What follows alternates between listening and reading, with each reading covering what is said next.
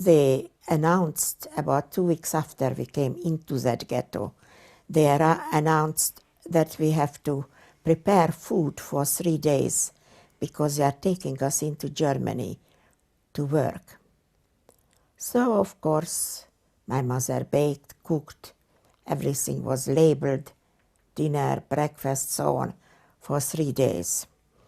When they took us out to the station was an important station. That is where all the trains were coming in and you would change. We lived near Slovakia, and when we arrived there, what I noticed, that there wasn't a soul in the station. There wasn't a train there, nothing. And right in front of the platform, there was a huge, long train consisting of cattle wagons. The wagon doors were open and we had to go in there. Now, this was already in April and it was cold and we had warm coat, dressed nice and civilized.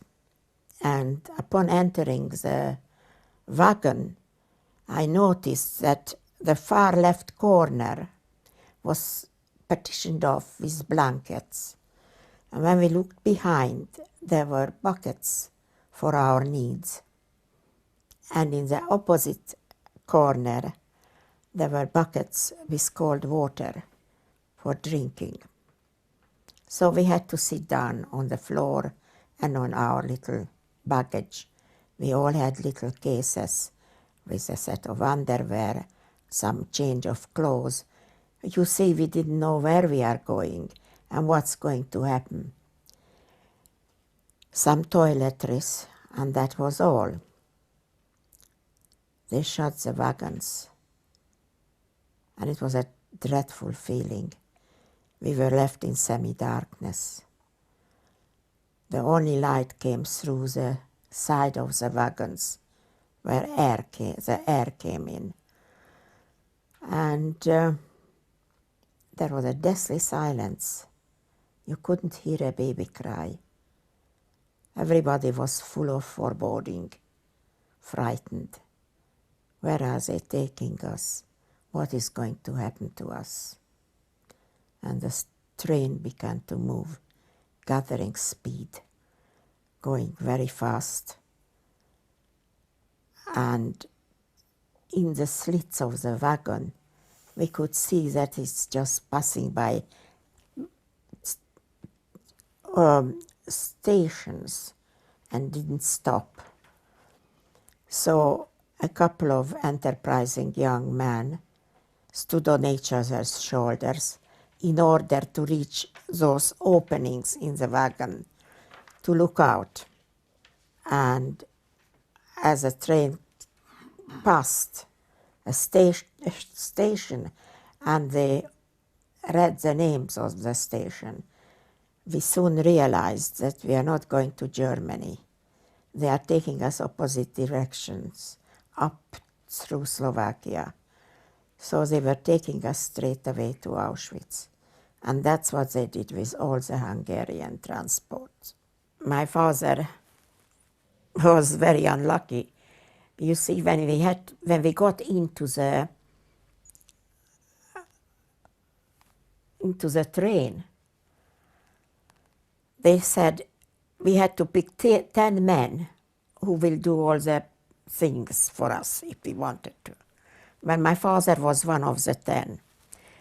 And during the journey, we stopped once to take up water for the train. And they took the dirty buckets out. And they brought fresh water in for drinking.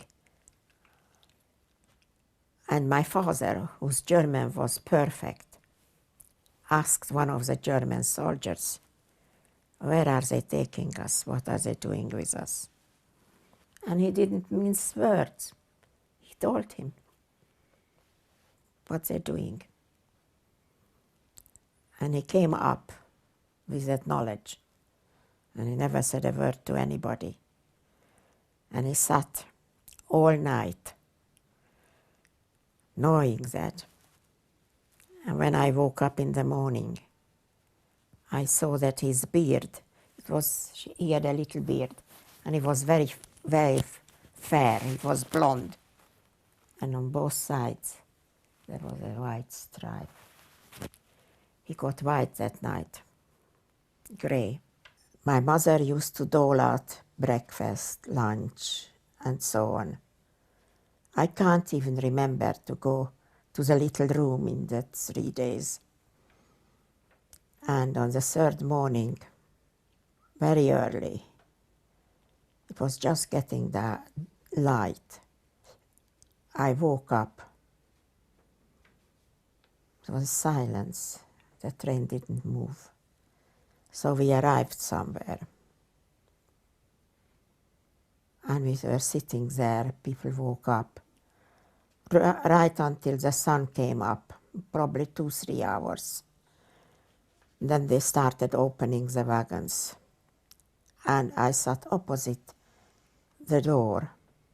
And when the door got opened, all I could see was blue sky, sun, very cold, windy. And we had to get out of the wagons. The first thing I noticed before any orders came, about 10 yards or less in front of the wagon, as far as you could see, there were a row of SS men with rifles on their shoulders, standing. And in front of them there were some chappies in stripy uniforms and striped caps. And these were the inmates that we found out afterwards, who were already languishing in Auschwitz. And they were going to see us through the selection.